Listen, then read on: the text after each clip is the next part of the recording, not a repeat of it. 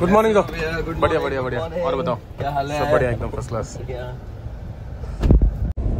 वो कहते हैं ना, सपने देखना बुरी बात नहीं है, सपनों को साकार करना सबसे बड़ी बात है। तो आज सपनों को साकार करते हुए हमारे साथ आए हैं जॉ। आपका बहुत स्वागत है हमारे। Thank you so much Manjit भैया। और मैं आप सभी से बता देना चाहता हूँ कि जॉ is a wonderful artist in entire our region. और इन्होंने इतनी अच्छी गाने गाए हैं, लिखे हैं और कंपोज किया है, और बहुत अच्छा रैप करते हैं ये। तो मैं इनसे, चलिए कार्यक्रम शुरू करने से पहले ना, जो हमारा ये पॉडकास्ट है, जो शुरू करने से पहले ना भाई से एक अच्छा सा मीन्स वो शिवजी वाला रैप था ना आपका, वो जरा सुना देते तो बड़ा मजा आता। वो रैप नहीं था एक्चुअली, वो अष्टकम था। अष्टकम जो आदि गुरु शंकराचार्य जी ने बहुत हजारों साल पहले लिखा था। अच्छा। तो उसको मैंने आज के टाइम पे जैसे आज का जो म्यूजिक चल रहा है जी, हर भजन जरूरी नहीं है कि तबला में उसमें ही बजे, है ना, ट्रेडिशनल उस पे हो, ऐसा जरूरी नहीं है। तो आज का यूथ जो है जिस म्यूजिक से रिलेट कर पाता है उस टाइप की म्यूजिक में मैंने उस अष्टकम को पिरोया है। सही, आपने सही वर्ड पकड़ा, ताकि यूथ भी सुन सके और अपने आप को अपलिफ्ट कर सके। तो वही वो कुछ बोलो जाए अष्टकम के, राइट। तो अष्टकम के पहले दो वर्ड्स मैं आपको बताऊंगा, आदि गुरु श्री शंकराचार्य जी के लिखे हुए में। तो ये काल भैरव अष्टकम है। तो देवराज सेव्यमान पावनाग्र पंकजम व्याल यज्ञ सूत्रमिन्दु शेखरम कृपाकरम नारदादि योगी वृंद वंदितम दिगंबरम काशिकापुरादिनाथ काल भैरवं भजे भानुकोटि भास्वरम भवाब्धितारकं परम नीलकंठमीप्सितार्थदायकं त्रिलोचनम काल कालमंबुजाक्षमक्षशूलमक्षरम काशिकापुरादिनाथ काल भैरवं भजे। तो ये है बहुत सुंदर। और चलिए हम लोग सब एक बार प्रेम से बोलते हैं शंकर भगवान की जय। जय भोलेनाथ, जय महाकाल, जय नंदी महाराज। और बहुत ही अच्छा शुरुआत हुआ है हम लोगों का। और मुझे ये बात समझ नहीं आई, आपका नाम हो गया आकाश त्रिपाठी, राइट? तो वही जॉ कहाँ से आया? जैसे जो हिप हॉप कल्चर है जी, जो रैप का एक कल्चर है, उसमें हर आर्टिस्ट का एक स्टेज नेम होता है। पहले ऐसा होता था कि लोग आर्टिस्ट लाइफ और एक फैमिली लाइफ को अलग रखना चाहते थे। जब ये मूवमेंट शुरू हुआ था, तो जब वो स्टेज पे आते थे तो वो एक अलग आइडेंटिटी लेके आते थे। तो वहीं से जॉ, मतलब सारे आर्टिस्ट ने वैसे ही करा है। तो हर आर्टिस्ट का एक स्टेज नेम होता है। तो जॉ मेरा स्टेज नेम है। It's a short form for just another wonder. Oh my God, ये तो आज हमें पता चला।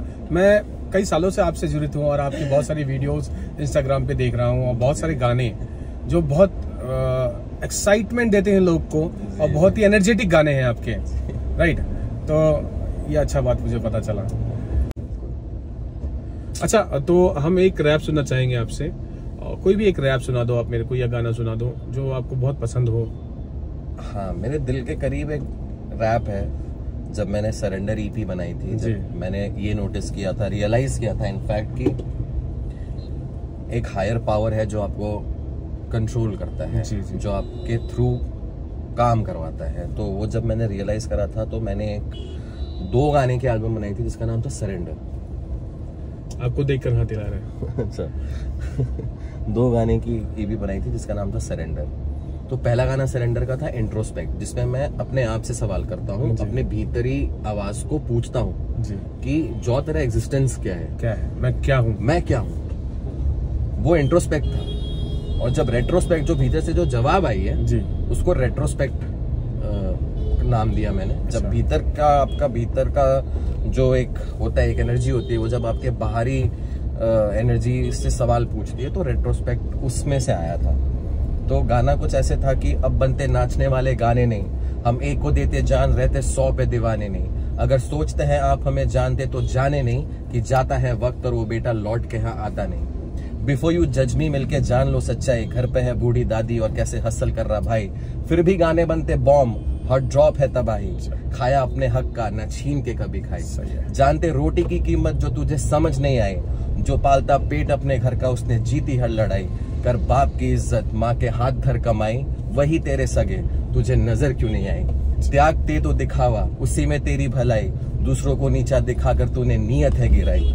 पर मैं गिरा भैरव के चरणों में, माँ काली ही सच्चाई, संपूर्ण ये समर्पण चाहे रूह या परछाई। बहुत सुंदर, बहुत मतलब कुछ बातें ऐसे हैं जो टच कर रही है। बहुत टचिंग मोमेंट हो गया था जब वो भैरव बाबा का नाम आया। बहुत सुंदर, बहुत सुंदर। इतनी अच्छी जो बातें आपके मन में आती है, ये क्या पहले से स्टोर है कि अचानक से आ जाती है? ये पता नहीं, ये पहले से हो सकती है। देखिए, पहले से ही सब कुछ है, लिखा जोखा पहले से ही है। बस हमारी इतनी क्षमता होती नहीं है कि हम उसको परख ले या बाहर निकाल सके। वो सही समय पर भगवान आपसे सही समय पर सही चीज करवा देता है। कोई भगवान कहता है, कोई उसको गुरु का नाम देता है, कोई उसको अलग अलग नाम है, सब एक, पर वो एक एनर्जी, सबका मालिक एक बोलते हैं। बस वो एक ही एनर्जी है जिसके अलग अलग फॉर्म्स है। राइट। बस आपको कनेक्ट करने की जरूरी है, और जिस दिन आप कनेक्ट हो जाओगे उस दिन लाइफ इतनी सिंपल हो जाएगी, क्योंकि आपको तब रियलाइज होगा यार बुरा तो कुछ है ही नहीं। अगर कुछ बुरा आपके साथ हो रहा है तो उसमें भी there's a better plan for the future, तभी आपके साथ अभी बुरा होगा। एकदम वही है। मतलब आप बुराई सोचोगे तो बुरा सब आपको बुरा ही दिखेगा। सब कुछ अगर आप पॉजिटिव सोचोगे तो आपको आने वाले समय में सब। मतलब या जहाँ भी आप देखो, इधर उधर कहीं भी देखो तो आपको पॉजिटिव ही दिखेगा। Right, exactly. बहुत बढ़िया, बहुत अच्छी बात है आपको सुनने को मिली आपके द्वारा मुझे, और बहुत अच्छा लगा मुझे आपसे बात करके। आपके घर में कौन कौन है, आप जरा बता दे। मैं लकी हूँ इस मामले में कि आज के टाइम पे भी मैं एक जॉइंट फैमिली में रहता हूँ। ओके। तो मेरे घर पे मेरी मॉम है जी, मेरे पापा है जी, मेरे अंकल है, आंटी है जिनको हम चाचा चाची कहते हैं, मेरे दादाजी हैं। I am lucky to have my dadaji, my dadi, और मेरा एक छोटा भाई है जो भी वो भी रैप करता है, बट फिलहाल दिल्ली में है जी। और मेरे चाचा चाची के 2 बेटे हैं। ओके। तो हम ऐसे लाइक 9-10 लोग हैं एक परिवार में, लंबा चौड़ा 100 परिवार एकदम, और सब एक साथ रहते हैं। बहुत प्यारा। तो ये है, इस लकी मानता हूँ मैं कि आज के टाइम पे है। और हमारे जो सिलीगुड़ी में जितने भी रैपर हैं, सिंगर हैं, और भी कई तरह के फील्ड में आर्टिस्ट हैं जी, मतलब आप कंपोजिशन करते हैं, म्यूजिक देते हैं, तो बहुत सारे होते हैं ना जो कि हाँ लगता है कि मुझे मैं गा सकता हूँ, मैं कंपोज कर सकता हूँ, तो उनको क्या बाहर जाके सीखना चाहिए या सिलीगुड़ी में भी कुछ ऑप्शन है? देखिए, रैप म्यूजिक एक ऐसा जॉनर है म्यूजिक का जी, जिसके लिए आपको कोई पर्टिकुलरली ऐसे कोई ट्रेनिंग या ऐसा कोई कोर्स करने की जरूरत नहीं है। क्योंकि मैंने संगीत का भी शायद सीखा नहीं है कहीं से भी प्रोफेशनली। जो भी आया वो लिखते लिखते, सुनते सुनते, आप जितना अपने होराइजन को एक्सपैंड करोगे as an artist, as a musician, आपको उतनी ज्यादा इंस्पिरेशंस आएंगी, आप उतना, और जितना आप लिखोगे, रैप में मेन होता है लिरिक्स, जो एक इंसान अपने खुद के पर्सनल एक्सपीरियंसेस से लिखता है। तो वही है, आप जितनी अपने एक्सपीरियंसेस को जितने ज्यादा अच्छे से एक्सप्रेस कर पाओगे, जितना ज्यादा ब्रॉडन कर पाओगे, तो बाहर मैंने जब शुरू करा था तब कोई कर नहीं रहा था यहाँ पे, और that was the year of 2013। Oh my, long time. तो उस टाइम भी ऐसे मुझे लिखने का शौक इसलिए चढ़ा क्योंकि मैं सुन रहा था हिप हॉप म्यूजिक को, रैप म्यूजिक को। तब हांगकांग मार्केट में MP3 CDs आती थी। जी हाँ, गोल वाला, वो उसमें करीब 100-150 गाने होते थे। 25 रुपए का आता था हांगकांग मार्केट में। तो हम इंग्लिश गाने सुनने के उसमें हम CD ले आते थे, और फॉर्चुनेटली उसमें क्या होता था कि उसमें रैप म्यूजिक ज्यादा होता था जी। तो जब रैप म्यूजिक ऐसा सुनना शुरू करे, ये क्या चीज है यार, ये क्या बोल रहे हैं, ये कहीं ना कहीं टच कर रहे हैं।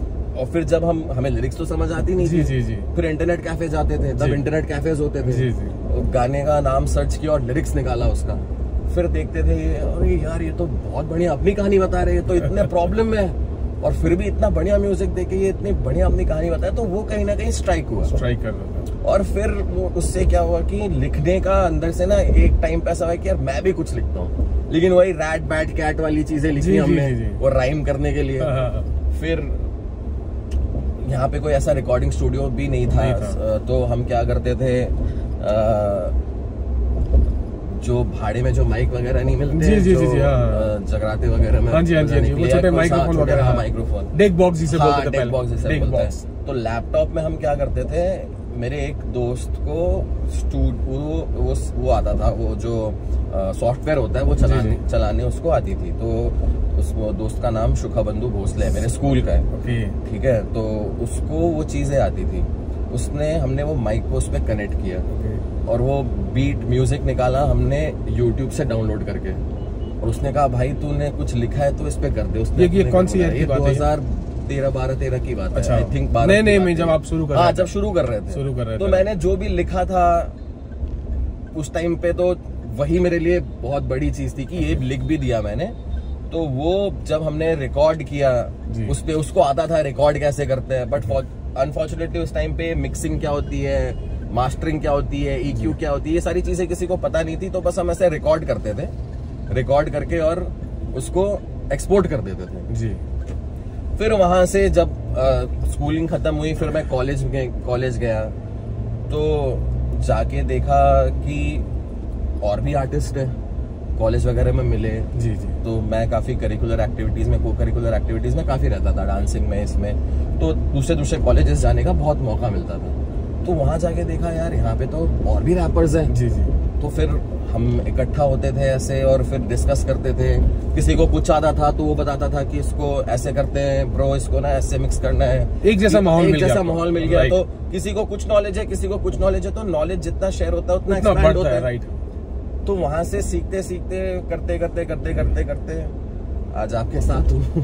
आप मेरे बारे में पूछ रहे, तो यही है, इससे कुछ सीखने की, हाँ आपको इच्छा है तो आप सीख सकते हो। कोई इंस्ट्रूमेंट प्ले करना या आप सॉफ्टवेयर चलाना, मिक्सिंग सीख लेना, मास्टरिंग सीख लेना, वो अलग चीज है। But as a rapper the most important thing is your lyrics. और नॉर्थ बंगाल में, जैसे अपने नॉर्थ बंगाल में रहते हैं, सिलीगुड़ी में, सिलीगुड़ी मतलब रैपर बोलकर तो कुछ सिलीगुड़ी में है नहीं, ठीक है। जब आप शुरू में ये मीन्स जब आप एक प्लेटफॉर्म चालू हो गया, हम लोग रैपर का, लोग जानने लग गए, जैसे बहुत सारे रैपर आ गए, हनी सिंह आ गए, बादशाह आ गए, डिवाइन आ गया, तब लोग आपको रिकॉग्नाइज करने लगे, हाँ यार हमारे बगल में भी एक बंदा है, राइट। तब उनको भी समझ में आने लग गया। जैसे कि अभी देखा जा रहा है, आने वाले समय में एक बहुत ही वंडरफुल आर्टिस्ट जैसे विलन है, उनको आप ओपनिंग करने जा रहे हो, उनका जितना ओपनिंग एक्ट हो रहा है आप साथ में कर रहे हो, तो आपको कैसा फील हो रहा है वो वाला मूवमेंट? मेरे लिए it's a dream come true, because जब हम कॉलेज में थे जी, तब हम विलेन सुनते थे। कॉलेज ग्रेजुएट होने के बाद भी जब हमने मतलब जॉब वॉब हम करते थे, तो मैं दिल्ली में था, तो विलेन का उस टाइम पे बहुत इन्फ्लुएंस था, क्योंकि वो हरियाणा से है जी। तो उनके जो गाने थे, वो जितने भी गेड़ी लगती थी दिल्ली में रात को, वो या तो हनी सिंह के गाने पे या विलेन के गाने पे लगते थे। आज मतलब ये मान लो 2014, 15, 16 में ये सारी चीजें चलती थी। तो विलन के गाने उस टाइम से सुन रहा हूँ मैं, और आज उनके लिए ओपन करना बहुत बड़ी बात। It's like a trophy, it's like a win for me. Yes, it's a trophy जो मैं चेरिश करूंगा हमेशा। और भी मैंने देखा है, आपने बहुत सारे नेपाली हमारे रैपर्स हैं, जितने भी नेपाल के रैपर आते हैं, तो वो जो एक्ट होता है उनके साथ आप परफॉर्म करते हैं, तो वो कैसा फीलिंग होता है, वो भी जरा शेयर कर दे। और अगर कोई नेपाली रैप गाना है तो वो भी जरा शेयर कर दे, तो बड़ा मजा आएगा। वो नहीं, मैं सिर्फ हिंदी में करता हूँ। मैंने शुरुआत इंग्लिश में की थी, पर जैसे जैसे जब डिवाइन को हमने देखा कि यार हिंदी में भी रैप हो सकता है, तो 99% रैपर्स ने इंग्लिश से हिंदी में स्विच किया था उस टाइम पे।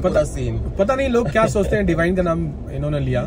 Divine is a wonderful person, I have work with him, मैंने उनके साथ शो किया है, स्टेज साझा किया है, और इज अ जैम गाई। मतलब उससे जब उसके मुंह से जब बातें निकलती है ना, लगता है कि एकदम गोली निकल गई, डर डर डर डर डर। सुपर्ब गाई। एंड आने वाले समय में हम आपको अच्छी जगह पे देखना चाहते हैं, मतलब एकदम मुंबई, दिल्ली, और लोगों के मतलब हमारे बॉलीवुड में एक गाना जो परफॉर्म कर रहा है, I am taking his interview, वो मैं उनको बोल सकूं कि देखो ये बंदे का इंटरव्यू मैंने लिया है। जैसे डिवाइन ने कहा ना कि बॉलीवुड हमारे पास आया, राइट, एकदम। तो जिस दिन बॉलीवुड जॉ के सामने आएगा जी जी, तो उसके बाद आपको जरूर पता चल जाएगा कि क्या कुछ होगा, हुआ क्या है, होगा। क्या राइट होगा। राइट। तो आप तो रहेंगे ही मेरे एकदम। सारी चीजों पे, आप हम मुझे देखते रहते हो, आप Right. मुझे फॉलो करते रहते एकदम, हो, एकदम, मैं आपको एकदम। फॉलो करता हूँ, तो वही है, एक म्यूचुअल रिस्पेक्ट है, तो आपको सारी चीजें वैसे ही मैं आपको शेयर पता कर चल दूंगा जाएगा, अगर right. कुछ होगा। एक रैप हो जाए, एक रैप हो जाए, जो अधूरी रह गई थी उसको पूरा करना है। हाँ, दूसरा बिल्कुल, कोई एक बिल्कुल, अच्छा सा रैप बिल्कुल। चुरा दीजिए। मैं जो सिलीगुड़ी के ऊपर जो, जब मैंने सिलीगुड़ी आज भी जो एंथम बनाया था वो काफी पॉपुलर हुआ था जी जी और उस टाइम पे 2021 की बातें हैं, जी, तब लोगों ने जाना था कि यार ठीक है, jaw is back in Siliguri. तब Back in उसके पहले मैं दिल्ली में था, काफी जी। साल मैं दिल्ली में था, 9 साल दिल्ली रहा हूँ। तो सिलीगुड़ी आज भी मैं सुनाना चाहूँगा। तो ऐसे मेरी बात जरा मान ले, यहाँ होते काफी मामले, सीन फुल टाइम ऑन है, सिलीगुड़ी नाम बेटा जान ले, मेरी बात जरा मान ले, यहाँ होते काफी मामले, सीन फुल टाइम ऑन है, सिलीगुड़ी नाम बेटा जान ले, मुझे चाय चाहिए बहुत ज्यादा, चीनी कम है गानों में, तो फीका सा है पानी सादा, यहाँ लफ्जों में तेवर ज्यादा। गजब गजब, फैबुलस, बड़ा ये आनंद लगा। मतलब गानों में ना वो फीलिंग थी, ये एकदम ऐसा फीलिंग था थी। कि- हाँ, लग रहा है कि सिलीगुड़ी का एक लोकल बॉय अपने से गा रहा है और बहुत टची मोमेंट, क्योंकि मैं खुद एक सिलीगुड़ियन लोकल बॉय हूँ। आनंद आ गया।